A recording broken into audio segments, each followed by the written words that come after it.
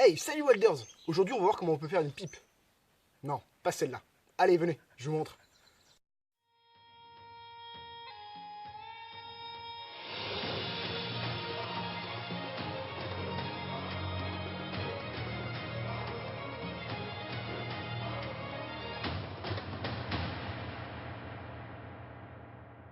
Donc, pour cette petite construction, on va avoir besoin de bois,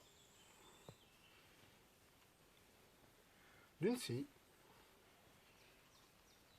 du papier de verre,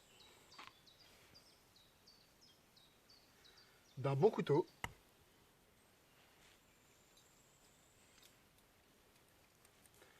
de vrille. C'est comme une tarière mais en plus petit. D'un peu de corde et d'un couteau croche. Comme l'autre fois, nous allons bâtonner pour fendre cette section. Je regarde s'il n'y a pas de nœud d'un côté ou de l'autre pour me faciliter la vie. Et on est parti.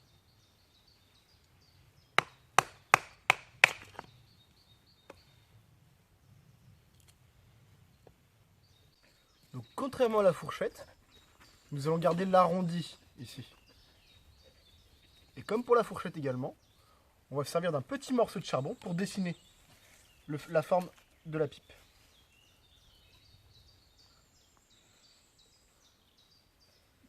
Et en une semaine, je ne suis toujours pas devenu un grand dessinateur, donc la qualité du dessin sera la même.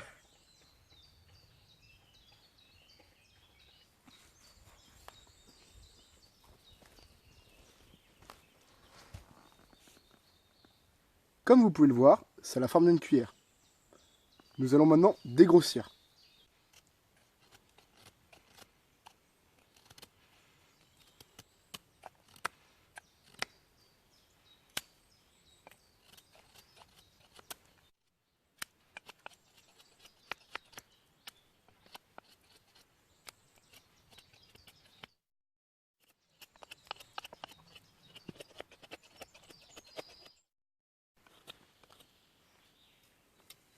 Donc comme vous voyez, j'ai bien avancé, mais j'ai pas encore fini.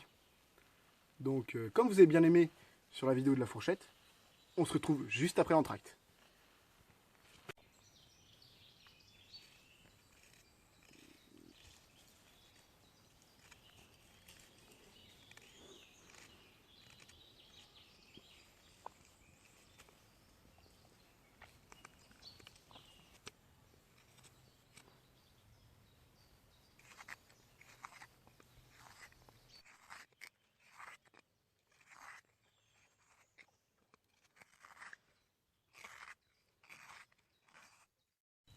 Donc comme vous le voyez, on a bien avancé.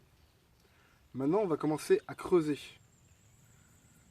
Donc pour ça, je prends mon couteau croche. Faites très attention à ce moment-là.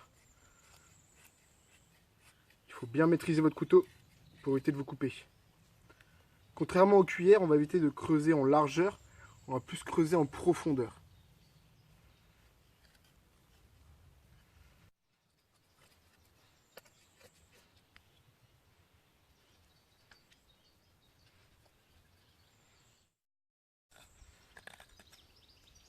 Bien entendu, on pourrait creuser à la gouge ou à la braise si j'avais un feu. Moi je préfère faire au Mora, c'est plus rapide. Et le résultat est un petit peu plus propre.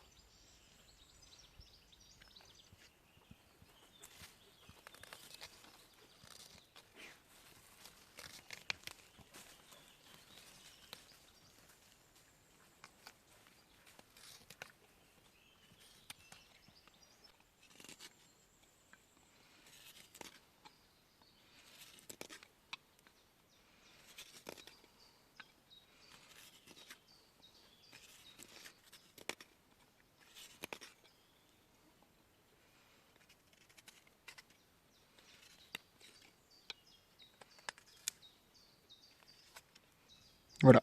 Maintenant qu'on a bien creusé, on va commencer à affiner les bords. Alors pas trop, pas comme une cuillère, le but c'est pas que les bords soient le plus fins possible, au contraire. Il faut qu'ils soient quand même assez épais pour être résistants à la chaleur.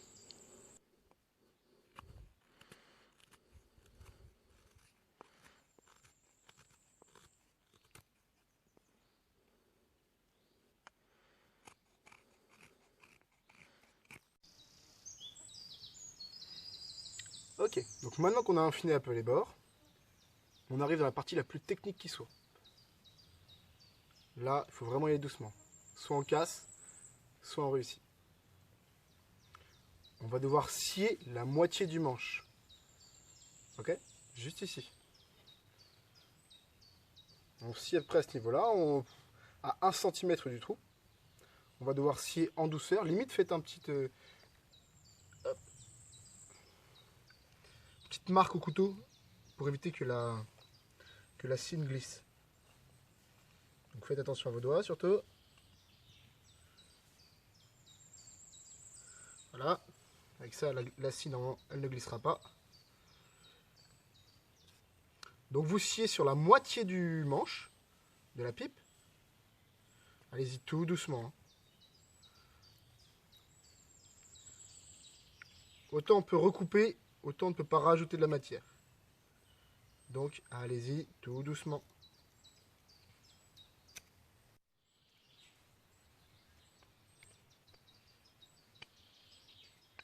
Ok, ma marque est faite.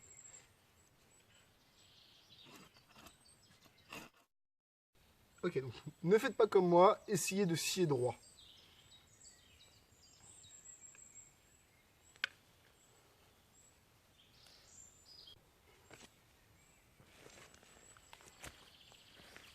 Donc maintenant que c'est scié, on va venir bâtonner dessus pour enlever toute cette partie-là.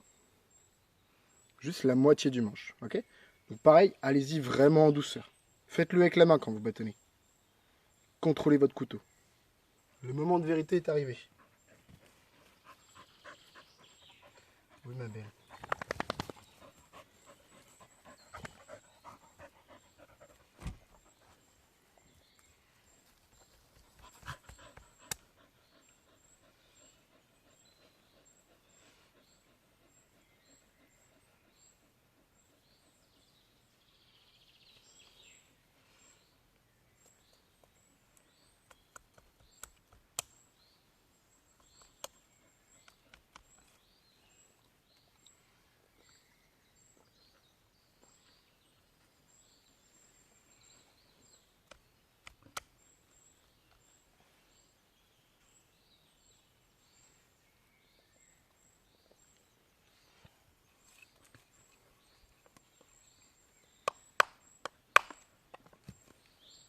Ok, c'est pas trop dégueulasse.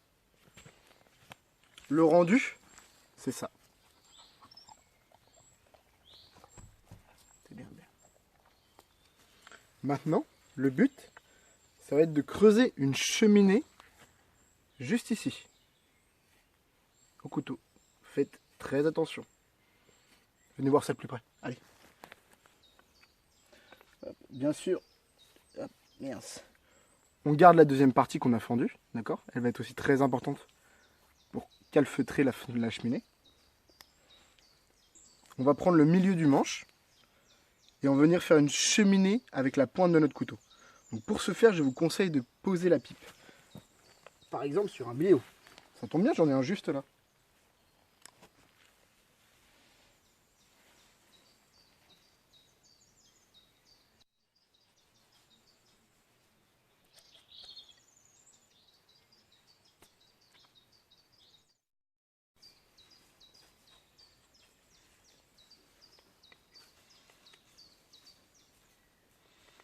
Faites vraiment attention à vos doigts. Allez-y en douceur, pas comme moi.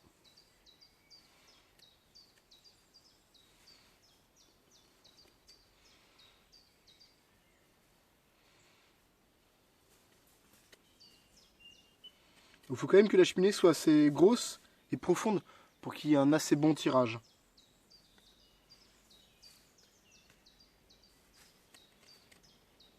Ce n'est pas précisé, mais bien sûr pour la pipe, le mieux c'est de prendre du bois qui est non toxique, évidemment.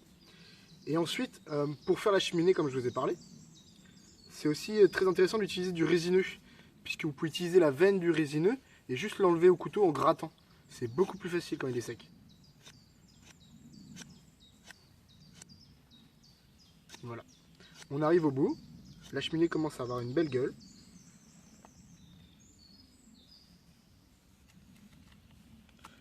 Donc maintenant, on va utiliser la vrille. Hop. Dans la continuité, pardon, de la cheminée pour faire un trou, pour rejoindre la cheminée du trou principal. C'est parti.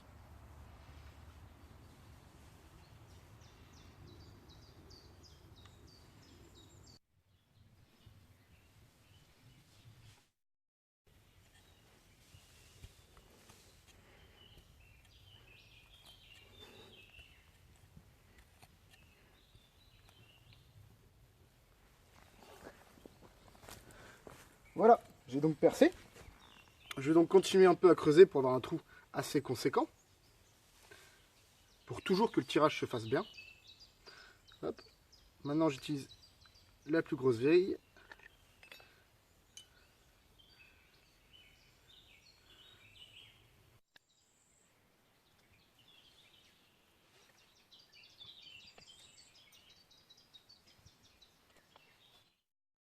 Maintenant on n'a plus qu'à prendre un petit peu de corde pour refermer la deuxième moitié, celle qu'on a fendue tout à l'heure. Tac, tac.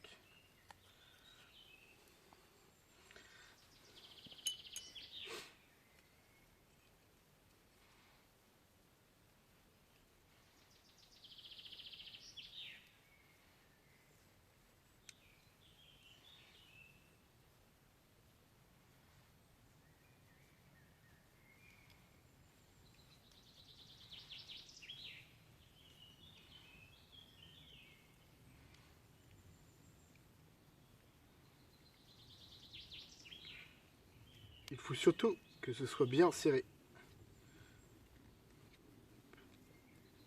Que le bâton ne bouge pas.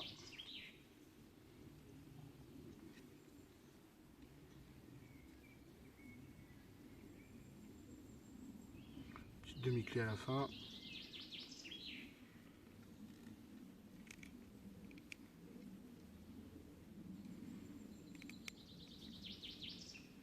Donc maintenant c'est à vous de voir si vous voulez faire des finitions, la poncer avec le papier de verre, continuer à la tailler un peu au couteau, toujours en faisant attention.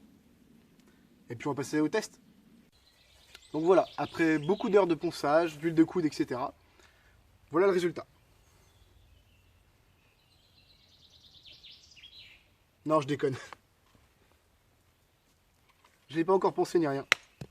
Hop, et si je la casse avant, ça va pas marcher. Voilà. On va passer au test.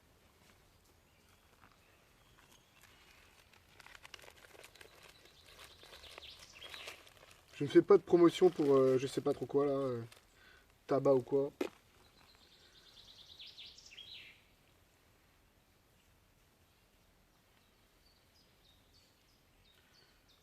On laboure, mais pas trop. Et comme je suis très intelligent, j'ai complètement oublié de prendre un briquet. Donc bah je vais allumer un petit feu. C'est parti.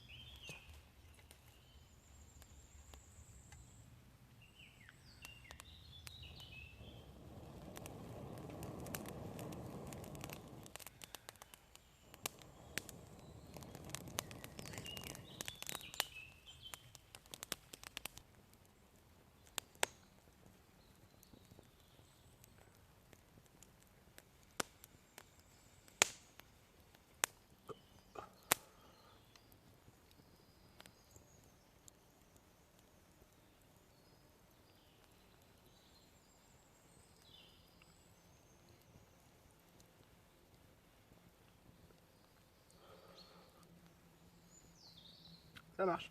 Nickel.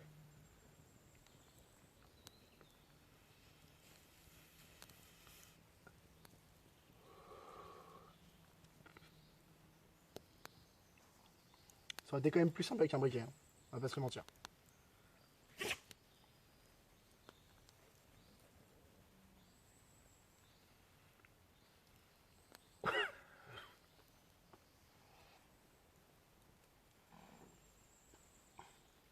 En tout cas, si cette vidéo vous a plu, n'hésitez pas à vous abonner, à liker et à commenter pour me soutenir.